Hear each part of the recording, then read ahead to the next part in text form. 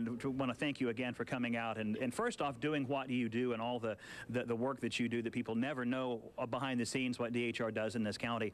Obviously, Madison County, the most populous county in North Alabama, also the largest need for families of foster children. Tell us, what would DHR do and the children of these foster families do without organizations like Kids to Love for the school supplies?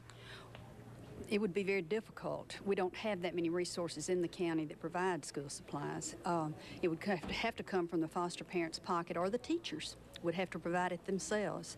I don't know what we'd do, to be real honest. It's a valuable resource for us. So now, I know in the media we talk about proration and terms that the public doesn't understand, but what I know about proration, about all I know about proration, is that when it comes to supplies in the classroom, a lot of teachers write a lot of checks out of their personal accounts to provide for the children. This makes a difference for the teachers' lives as well, right? Absolutely. My daughter-in-law is a teacher, and so I know firsthand what she does. It helps the foster parents so much. They do receive a board check each month, but it's not enough to take care of the children. No, absolutely not. And we have 540 children in foster care in Madison County. So we have foster parents of 540 children that need help, and thank goodness. Now, of course, you mentioned we have 540 parents of our families of foster children. Right. How big is the need? How many more could Madison County use? That many more. And then once that, could it be again that many more? That many more. Wow. So the need is truly that great. Absolutely, and we have a need for children that have special needs. You know, we have 175 teenagers, and not that they have problems, but they're teenagers. Right. Exactly. You know, and then we have little bitty children that have challenges themselves. So we always need foster parents. So for organizations like Kids to Love and the needs of a first grade child versus a ninth grade child, both of them have needs. Both of them have needs for these backpacks with the school supplies in them. Is that correct? That's correct. So what types of things will a 12th grader have that a first grader won't have, or vice versa? Oh, that's a tough one. Maybe a calculator. Right. And probably, well, you know, preschool would be so much different than high school. Right. So I guess preschoolers, would need colors. Right, there's colors, crayons. Yeah. Basically, I guess the point I'm trying to make is it's the things that many of us parents think of as the simple things. Exactly. That's exactly right. And so it's the simple things that we are helping to provide these children that, again, it keeps the foster families from having to dig deep into their own pockets and provide, or the teachers themselves, because we know the school districts don't have the money. Or the children might go without. And that, to me, that's the worst part of putting a child in a classroom situation where he's having to look around and borrow things from kids that do have and he doesn't have, because what does that eventually mean to that child when he's sitting in and he doesn't have? His self-esteem is lowered. He doesn't feel like he's equal to the other children in the classroom. It's embarrassing for him, and it shouldn't happen.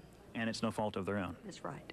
So Kids to Love, how long have you been aware of Kids to Love? And I know you don't have numbers, but how important is Kids to Love to Madison County DHR? Extremely important. We've been in since the inception. Lee, contacted us, one of the first counties, of course, since she lives here. And it's just every year they help more and more and more. And then not just with school supplies, there are other ways that they help us, and every year it's grown. First it grew more than just school supplies, and then the numbers increased. We were able to help more people, and Lee was able to raise more money that provide more for our foster children. And the fact is, not only are more needs being met of more foster children, there are more and more and more foster children with needs that have to be met, right? Exactly. It increases every year. Thank you very much, Drenda, for being out. And for everything. Oh, well, we're not the ones doing the work. You guys are, believe me. I want to thank everyone in Madison County. There you go. Because it's you guys that are making the difference for everyone out there. It's not the guy holding the microphone in front of the camera. I'm just helping you to get you into touch with the people like Drenda, like Lee Marshall, and like Kids to Love, to make sure that you get into their hands the resources that they need to put into the hands of the individual families and children that that need these things that many of you have laying around in your kitchen, have school supplies from the year before that your kids didn't use. Box them up, bring them out to Woody Anderson Ford, to any of the area state farm agents, to other places, again, that we're showing you on the screen during this hour. Or you can go to kidstolove.org. An easy way to do is WAAYTV.com and click on the Kids to Love link. You'll learn a lot about Kids to Love, a lot about the organization, what types of supplies are needed, where you can drop off these supplies. And if you can't drop off supplies, and sometimes more importantly, put the money into the hands of the organization that knows exactly what supplies are needed for what kids at what time. Mel? All right, thanks, Brad. I'm joined now with Tracy Stewart of Life South, the Community Blood Center. And Life South, Tracy, has been doing something which I think is really neat. You're already doing a good thing for the community with the blood drives, but you're partnering with Kids to Love on that. How did you do it?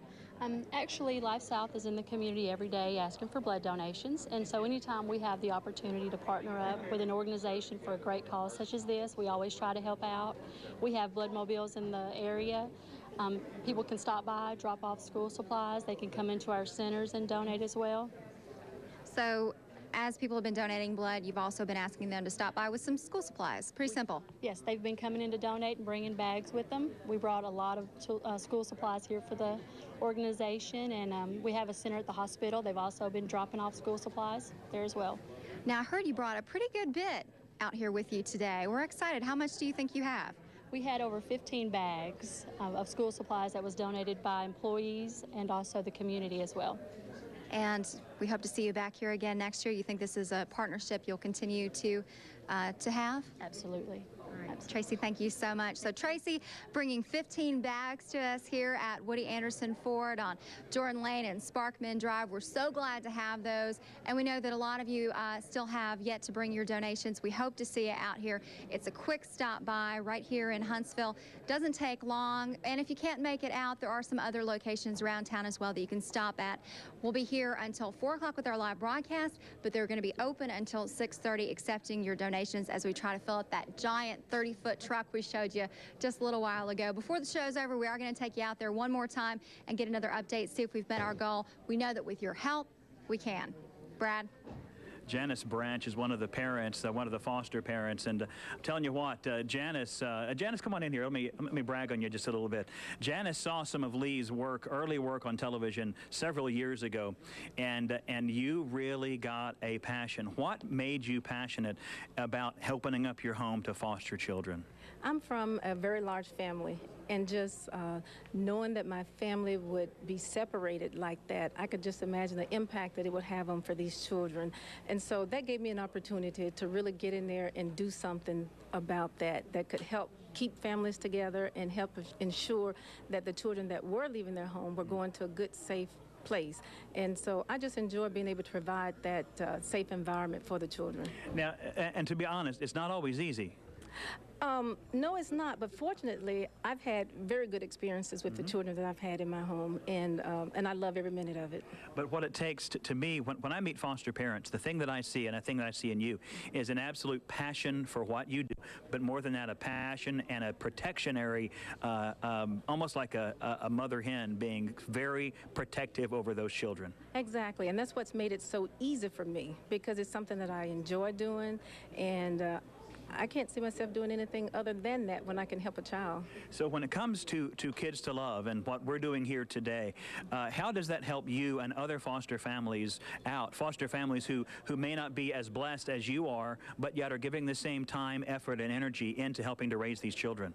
I think it helps me to stay grounded and just recognizing that there is a need out there and that we have been blessed. And at some point in time, we have to be willing to give some of that back to the community and especially to the children, because they didn't ask for all this. And so we're the adults. We should be able to help pick them up and keep them grounded as well. So tell me what story. I know that you don't necessarily remember when it was, but what happened when you were talking, when you were seeing Lee do one of those stories several years ago? What snapped? Oh, it was just one of those things where, you know, there's always something that you feel like you want to do and something that you feel like you can do to give back. And sometimes it takes a while to actually find that. And it was watching one of the segments that Lee was doing on Kids to Love. It actually wasn't called Kids to Love at the time, but it just made a big impact on me, that knowing that there were so many kids that were really out there in need. And it just reminded me of myself growing up. There were a lot of things that we didn't have. And just knowing that I could possibly help provide some of those things to some other children, it just kind of stayed with me. So you fast forward now.